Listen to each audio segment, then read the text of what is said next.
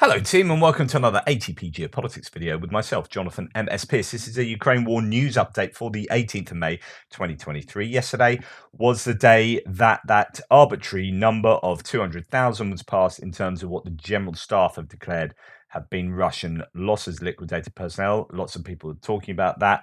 I think their figures are going to be very generous, but I think generally their stats are far, far more reliable than the Russian stats that just say all sorts of crazy stuff. I've spoken before how the official Russian statistics have something like 420 odd Ukrainian fixed wing aircraft taken out, and they only had 124 to start the war with. So it's just like their figures are literally physically impossible. So that's why I don't report Russian figures. They are too far out, and demonstrably so. And I've shown you the data to support that conclusion a number of times. The Ukrainian figures, I think, are far more reliable. They're not going to be 100% reliable, and even if you take the losses at being 40%, in reality, 40% less than the figures they're claiming, that is still staggering figures. So even if you take them at 60%, they're still staggering figures in terms of the personnel losses. When it comes to equipment, I find them slightly more. Uh, thing with the equipment is you can visually confirm that, whereas troops is there's a lot of guesstimation going on. Anyway, Darth Putin, who's always worth following on Twitter because it's just absolutely brilliant parody account. Day 448 in my 3-day war. I love how he starts that. Always brilliant. 200,000 casualties isn't a defeat if I'm prepared to lose 500,000. I remain a master strategist. He always finishes his post with "I remain a master strategist." Just fantastic. Anyway, moving on to the figures. Here are the general staff. That's Ukrainian figures for the Russian losses for the day before. And all the usual caveats apply. 510 liquidated personnel, so it's dropping slightly down from what it was. However, actually, it's worth looking at the averages. So, sorry, 200,000 soldiers being killed since February 24th. Irrespective of to whether you find that accurate or not, what would the average be? Because I keep saying these. I find these interesting. These statistics in terms of trends, right?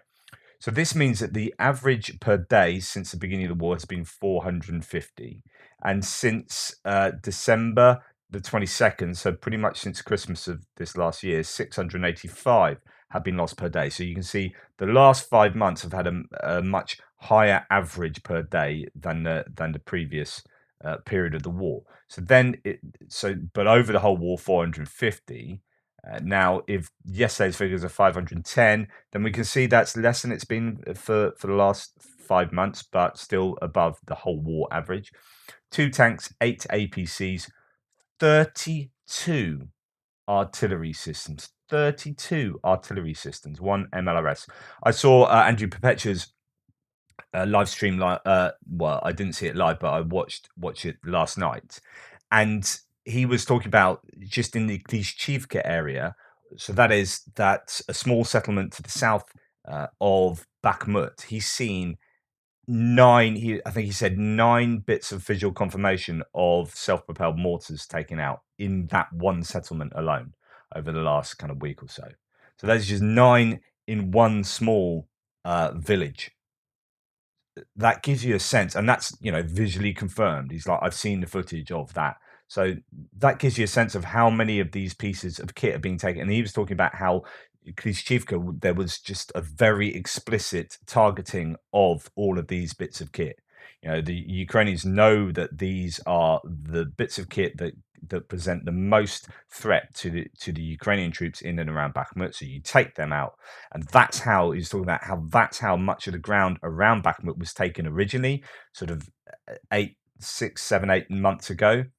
They just took them out with huge amounts of artillery, and that in fact, if Ukraine took back that territory now, the Russians would not be able to retake that in the way that they did originally. They don't have the artillery systems, and they don't have the ammunition to be able to do that, demonstrably so. So this is why that's so important. So 32 yesterday is phenomenal. 11 drones, 8 cruise missiles, 6 vehicles, and 1 piece of special equipment. Piece of special equipment. Do I have some footage of that? No, I think I've got that coming a little bit later. Yeah, here it is. Let's do that now. Right, so here we have an example of what could be included in terms of special equipment. Drone operators of the 3rd Separate Tank Brigade destroyed a Russian Muron M surveillance system. It provides 24-hour autonomous video thermal surveillance. Its optics allow Russians to see a person at a distance of up to 10 kilometers. So this isn't, your big ticket item like a tank or something like that.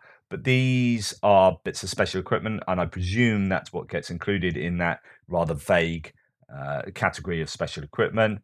And that's just placed on top of a water tower, something just taken out with you presume that's been taken out with a kamikaze drone, although, it's still left standing at the end, arguably.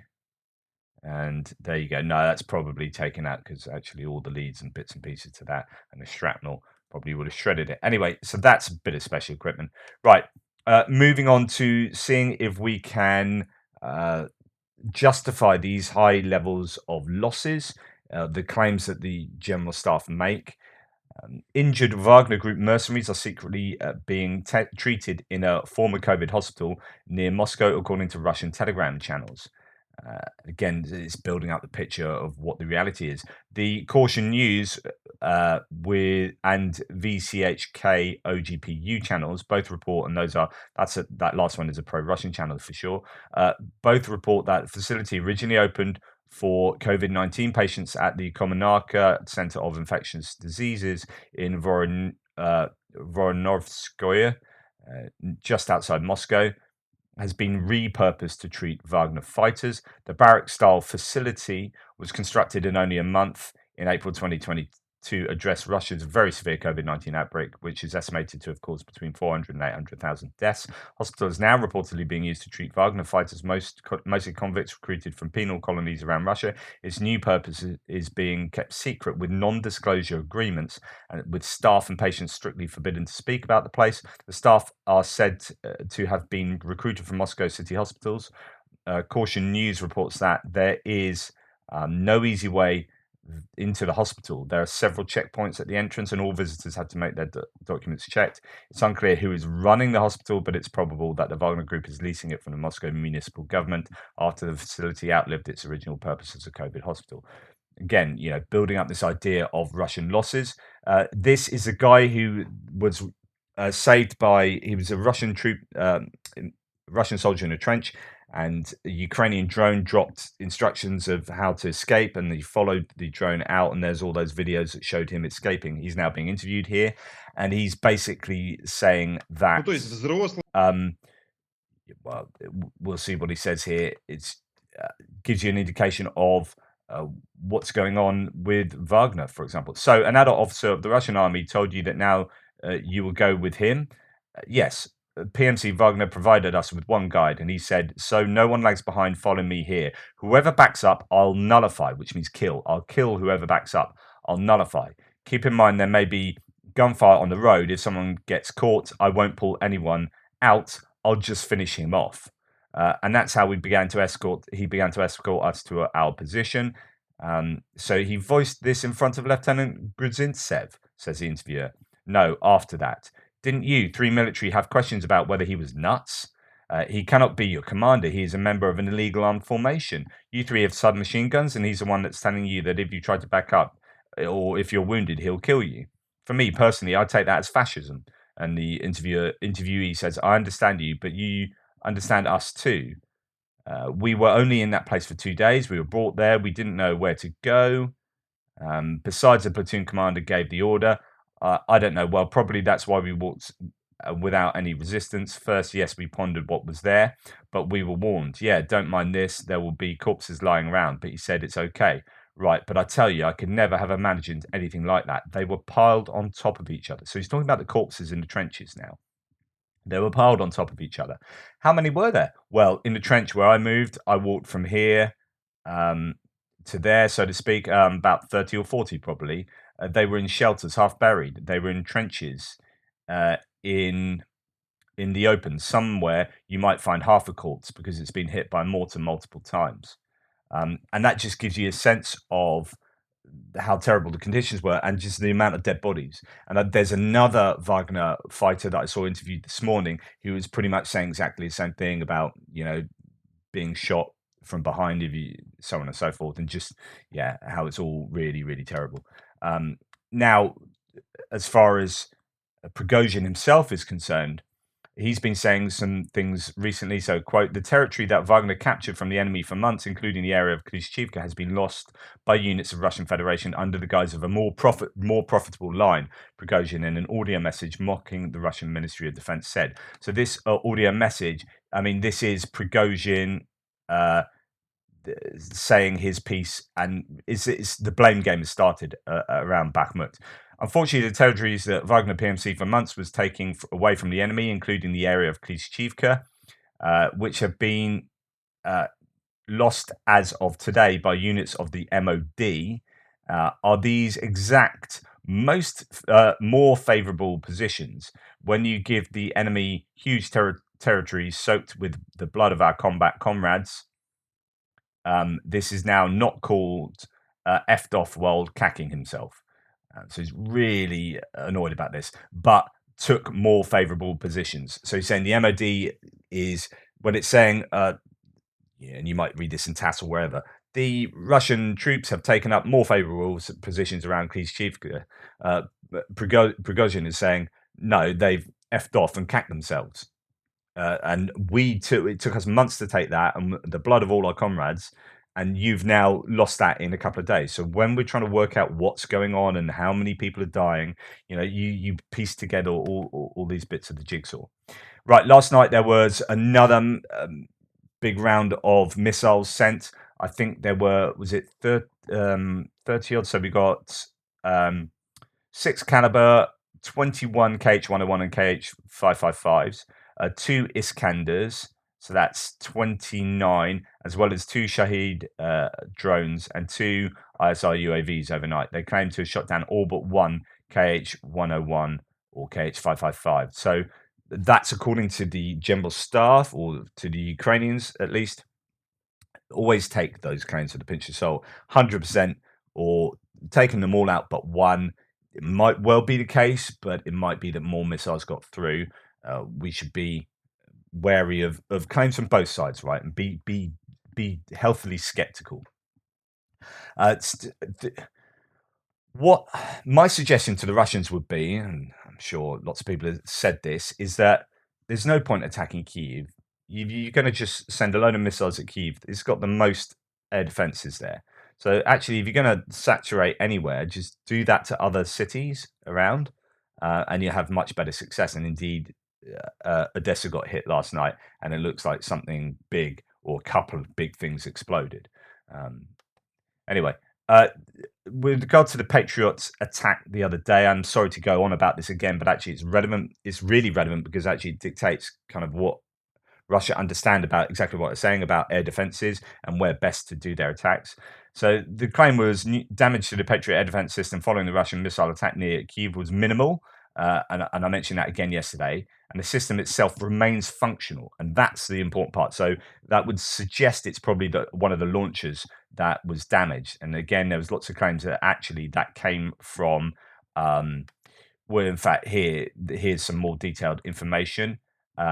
So US officials say the Patriot defense system appears to have suffered some damage, but not believed to be significant. Suggests that whatever the part of the system was affected, got hit by falling debris and was not so badly that as to taking out the whole battery.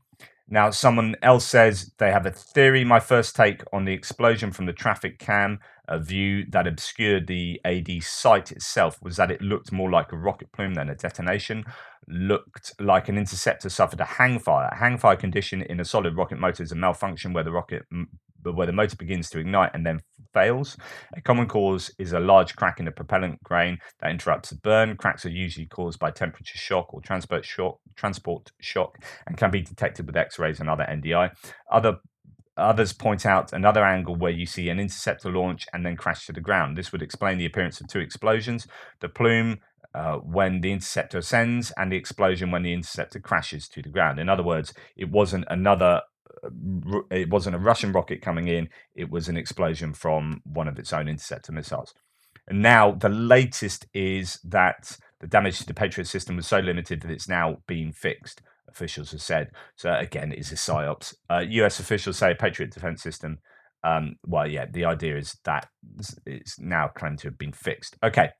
Russia has been using Kinzhals, so these are the Dagger or the Killjoy missiles, the hypersonic missiles, more frequently, meaning the production of Kinzhals may have significantly increased, or they're using up their stocks.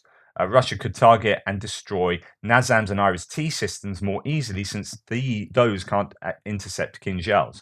If that occurs, Ukraine would need many more Patriots. So this is the idea that if you are going to use Kinzhals, exactly what you're saying, don't use them against Kiev, where you've got the PAC-3, which is the latest, very latest Patriot system. If you're going to give Patriots at all, give the PAC-3s. PAC-2s can't take out these hypersonic missiles. They're more for aircraft, but you're not really going to get aircraft that deep into Ukrainian territory. So you give the PAC-3s, which is the updated version, and they take a couple of months, I think, to update from the PAC-2. So, you need to get on that now, or existing PAC-3s.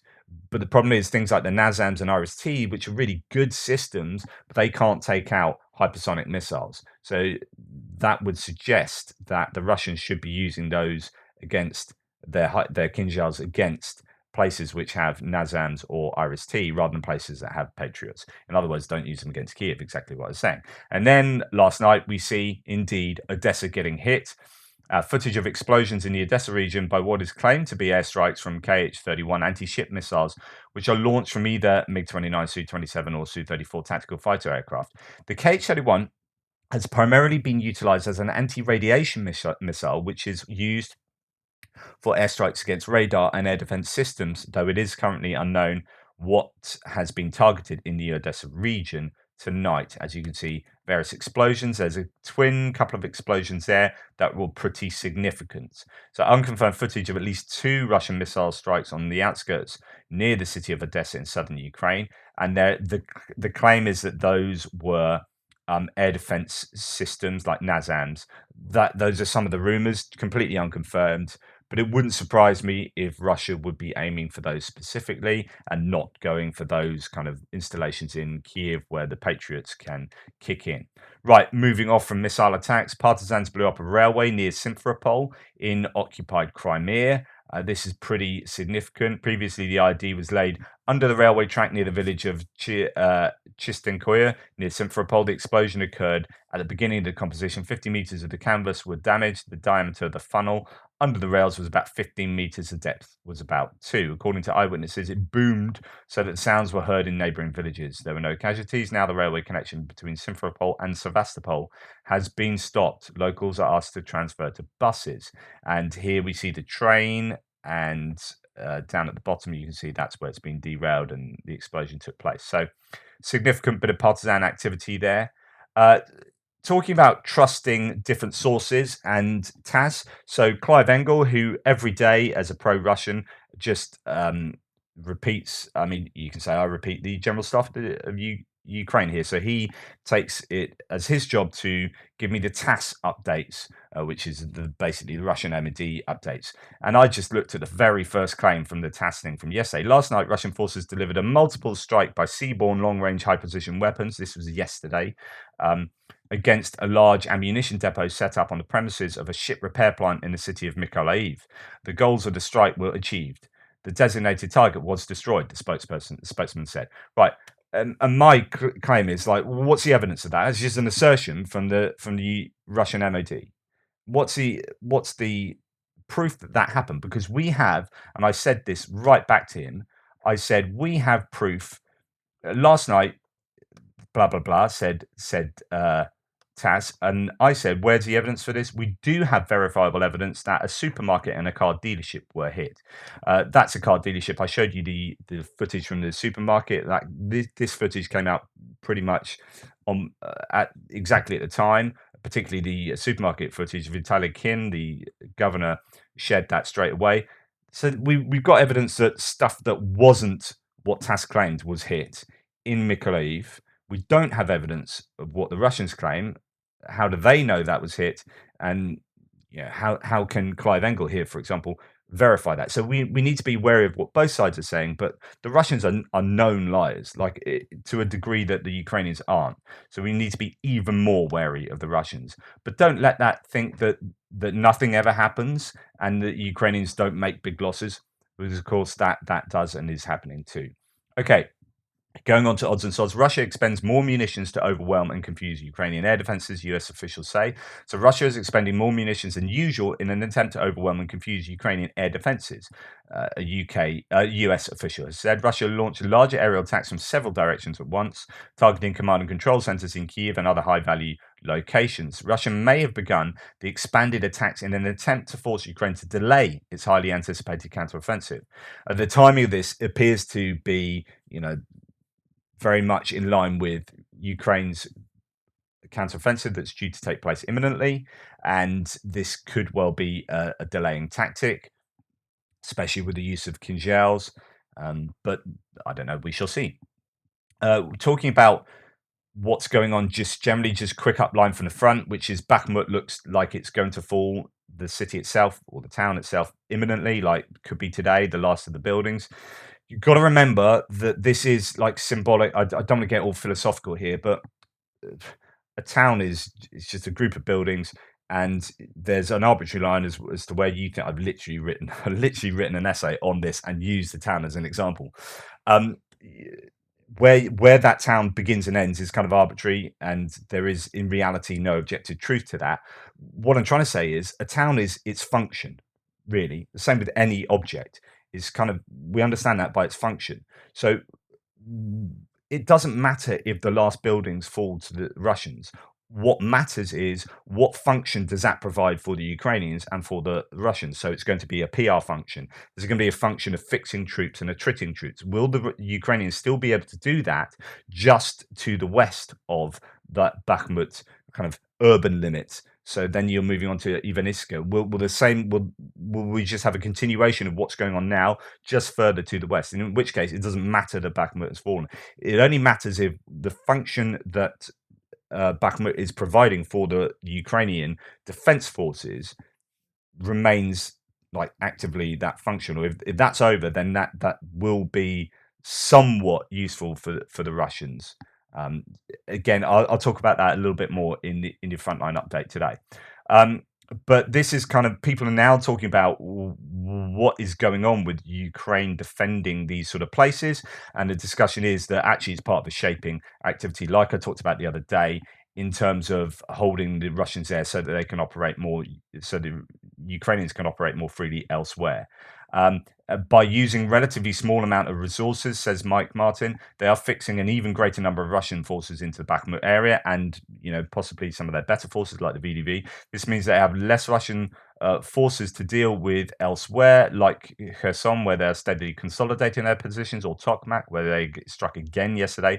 So what we're probably going to see, if Ukraine making small investments in the front line here and there to get Russians to commit forces to defending particular areas. This just creates more freedoms for Ukraine further down the line as the Russians run out of troops. There's one school of thought that whoever commits their reserve last wins.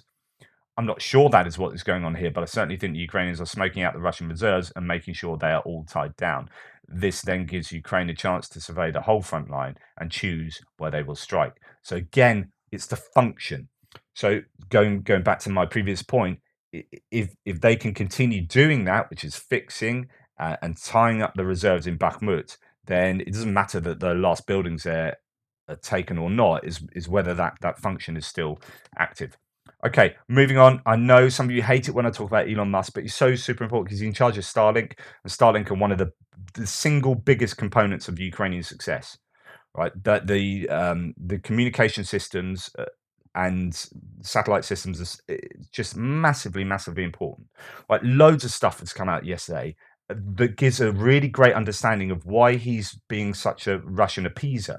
And he said things that appear to be very pro-Putin and pro-Russian narrative. His dad, who is a bit of a Fruit Loop, I would claim, has said some absolutely astonishingly bad things that are utterly pro-Russian propaganda. Is just nuts. Are being brainwashed to be told that Ukraine is good and Russia is bad, and yet they have found multiple bioweapon laboratories belonging to the United States in Ukraine. No, they haven't. The Ukraine is led by a stand-up comedian Oh, who became president, which is extremely odd to me. Um, I wish him good luck, but it's extremely odd to me. Then I would say, if you look at Biden himself, um, he's obviously not running the United States. The United States must be, it appears to me, is being run by a bunch of misfits who are getting revenge for having been treated as misfits over the years. That's what it appears to me to be. It is being run by a bunch of misfits who are getting revenge for being treated as misfits over the years in the United States. right. And he goes on. I'm not going to play the rest of it, but I'm going to write an article on this. He goes into like COVID. We are being brainwashed. He goes into like COVID conspiracy theories and like this guy, it blew my mind. So he's basically sucking up. I mean, if people are still going on about these long debunked theories of biolabs in Ukraine, US biolabs, right? If that's where you're at, then I can now understand why Elon Musk is saying those things. Like the dad and son are getting together, like drinking wine late at night and talking about how all these conspiracy theories are true. And then, but the problem is when that then transfers across to him making decisions concerning Starlink, right, which have been made before, which have been not in the interest of Ukraine. He's only had his arm bent by the US and then money flowing that way. That it seems like he changed back to the provision of the services, but you start understanding what's going on. And like Jake Bro, who's a fellow YouTuber who's pretty decent, he's a veteran, is being like exposing some of like Elon Musk's like nut job beliefs here. You know, you can go down a rabbit hole in terms of what he believes and why it is deeply wrong in many different situations. You know, the idea he's jumping on the George Soros conspiracies and just it's all yeah, a bit crazy. So I'd be really wary of Elon Musk at the moment. He is just having very conspiratorial thought patterns that could translate across to being a problem for Ukraine. So if you're really pro-Ukraine, is a bit of a dodgy area. Okay, the three developers of the Kinjal missiles. So getting back to these guys, just a little bit more information about these guys. I said yesterday in my Kinjal missile chat that three of them have been tried in Russia, accused of treason. We're talking about three scientists of the Novosibirsk Institute of Theoretical and Applied Mechanics, and it names them there, who were arrested one after the other. They face life imprisonment, the maximum penalty under the article for treason. No one really knows why they've been arrested, but all that can be said about this is the Kinjal missile is supposed to be this amazing missile, appears to be shot down quite a lot, and I think they've known for some time because I don't think this happened as a result of these ones being shot down like 2 nights ago. But I think there's been a realization over the last sort of few months that the Kinjal isn't what the Russian MOD has claimed it is, and it claimed very publicly internationally. There's a big arms race, and the Kinjal is this thing that can never be shot down. Is amazing, and actually last week we saw the first one being shot down. And the realization is that it's not as good as people have claimed. And then suddenly 3 scientists involved in it have been arrested. You're wondering, okay, yeah, there might be some interaction with reality there. The Russian state, this is a UK intelligence update. The Russian state is likely effectively banning senior officials from resigning from their jobs while the special military operation continues. The measures likely extend to at least regional leaders, security officials, and members of the powerful presidential administration. Although I had to say there's no definite explicit claims here, just generalized chat. In private, many officials are likely highly skeptical about the war, as well as often experiencing work stress within the dysfunctional wartime apparatus. The ban is likely enforced with strong hints that resignees will face trumped up criminal charges, as well as being concerned about capability gaps resignees would leave. The authorities are likely also attempting to prevent any impression of defeatism and to bolster a sense of collective responsibility for the war. So, as things are going badly in Russia, people are not being allowed to resign from prominent positions for fear of recrimination, and this is kind of gives a sense of false stability, but also is a reflection that hey, things aren't going well. Right, onto military aid and whatnot. Poland has handed over almost all of its MiG-29s to Ukraine, but is not ready to hand over F-16 fighters, says the president. And no report says they don't expect Poland to provide even more on top of what they already have. It's up to others. The UK and Netherlands already took the lead. So talking about that, the Dutch FM foreign minister states no progress in talks over the F-16 fighter jets supplied to Ukraine, while the UK, Netherlands, France, and Belgium are ready to train Ukrainian pilots. The solution is yet to be found. Earlier, British Prime Minister pledged to build international coalition for Ukrainian air capabilities.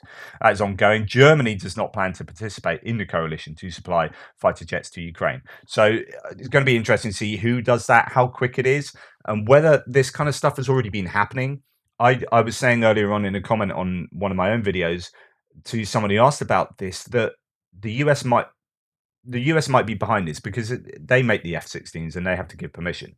It could be the US are like, yeah, we don't want to take the lead on this because it looks like it's US against Russia then. So it'd be nice if other people took the lead, but basically we'll direct it from behind the scenes and we'll facilitate it. So that's me speculating massively, but that could be the case. I don't know, whether the US said to UK, "Oh, it'd be really good if you guys give the Storm Shadow, you take the heat for that, and we'll do other stuff as well." But that will allow us to, or if that red line's crossed, then maybe later we can give ATACMs, and no one will be so worried because you've already given the Storm Shadow. So I don't know how much the US is behind the scenes, just sort of strategizing with other countries here. But anyway, the sooner that can get sorted, the better. But France is studying the possibility of supplying Ukraine with Scalp missiles. So these are Scalp ER, which are basically Storm Shadow, but the French particular version of that. Decision to provide Kyiv with air-to-ground guided missiles capable of hitting targets at long distances has not yet been made. This is really good news for those who, unfortunately, the original one has been deleted. That was, I think, a Ukraine weapons tracker. So this is the idea that Turkish DPICM munitions have been found to be used in Ukraine. Those are basically cluster bombs. The US isn't providing cluster munitions to Ukraine. Cluster munitions, some people find them really dodgy, especially I think older varieties that can end up not going off and then be very dangerous, a bit like personnel mines. So they're banned by a lot of countries. US hasn't banned them. US has a massive stockpile of DPICM, and the idea that if the Ukraine have a massive shortage of artillery ammunition, then actually they could get these DPICM instead of your bog standard artillery shells, and that would fill the gap. That would fill that capacity gap that they are really struggling with. But also, many argue that this is exactly the munition they need for clearing out trenches, for the activity against particularly personnel. These are exactly what Ukraine need anyway. So it would be a double win if they were to get that. So if Turkey have crossed that red line with Ukraine, then you might start seeing the US give these as well. And that's kind of, I think, what Justin Bronk is saying here. Excellent. Hopefully this breaks a nonsensical US taboo on supplying DPICM. Already huge Soviet-era cluster munition use on both sides. DPICM at scale could greatly reduce pressure on 155mm ammo and barrels over time. And US, I wonder if they are less harsh on barrels then. We'll see. But yeah, so that's the dual purpose improvised conventional munitions, basically cluster munitions. They can come in different shapes and sizes. Right, what else are we seeing? A column of American Oshkosh. So these are all-terrain vehicles here, basically just a sign that things are happening as far as the counteroffensive is concerned. We've got a road full of these bad boys. You can assume that Ukraine are getting ready to do something fairly soon. Montenegro will give Ukraine everything it needs to win the war against Russia. This was stated at the summit of the Council of Europe in Reykjavik. We have been supporting Ukraine since the first day of the aggression of the Russian Federation, and we will give everything to support our friends until Ukraine wins this war. Really good news. Ukrainian Brigade, 3,000 to 5,000 soldiers have received military training in Sweden, including on Leopard 2 CV-90, so they're the infantry fighting vehicles, and Archer, they're the self-propelled guns. Practice ahead of the Ukrainian offensive. The brigade returned to Ukraine earlier this month, so they've had a whole bunch of troops trained throughout Europe. So this is another example of what Russia are being forced to do because they can't produce this new equipment, and this is the asymmetry between the two sides. Russia's industry has produced this Frankenstein creation, which is a 1950s era S-60 anti-aircraft gun mounted on a T-54 chassis. So these are both bits of kit from the 1950s being put together, and if they're doing that, it's a reflection of how desperate they are in terms of equipment procurement. Okay, going on to geopolitics. Turkey has said that Russia has agreed to remain in the grain agreement for the time being. So I think there's a 2-month extension to the grain deal. That's really significant for world food supply. It's hugely important. I know it's not maybe as interesting a subject for many people, but it's actually massively crucial for the world. Switzerland has seized the assets of Konstantin Zhivago, worth more than $113 million, according to State Bureau of Investigation. Currently, the SBI is taking measures to apply the mechanism of transfer of seized funds to ARMA. This would be good news if they can take these seized funds and then put them to good use, rather than just freeze them and they're just frozen, ad infinitum, or who knows when. It'll be much better if they can actually be confiscated and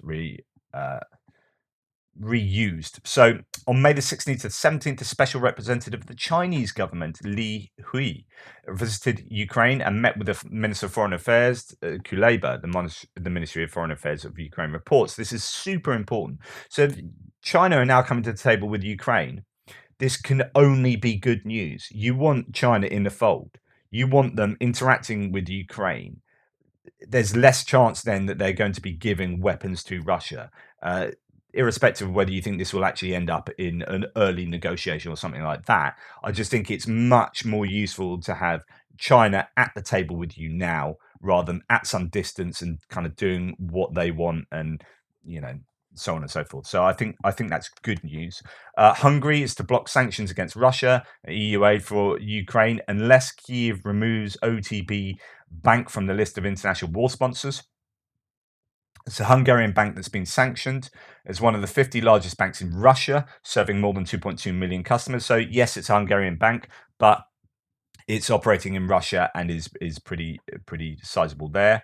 The bank provides preferential lending conditions to members of the Russian military, including the opportunity to defer payments on loans, the National Corruption Prevention Agency wrote, so on and so forth. OTP, so they are claiming that OTP, the Hungarians, has not violated any international laws, and its operations fully comply with all kinds of expectations and legislations. So they're saying we want this scandalous situation to be resolved, and the sanctions to be removed. And once that happens, we'll then, not veto European aid to Ukraine, so on and so forth.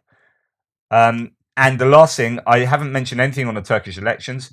Turkish elections have been really significant because actually Turkey is hugely important in straddling the fence in terms of supporting Russia and oligarchs and money, and not sanctioning and people freely coming to Turkey, and actually getting Turkish passports by spending lots of money on property in Turkey, but at the same time providing weapons and whatnot, and closing the Bosphorus Straits that support Ukraine. So they're kind of playing both sides here.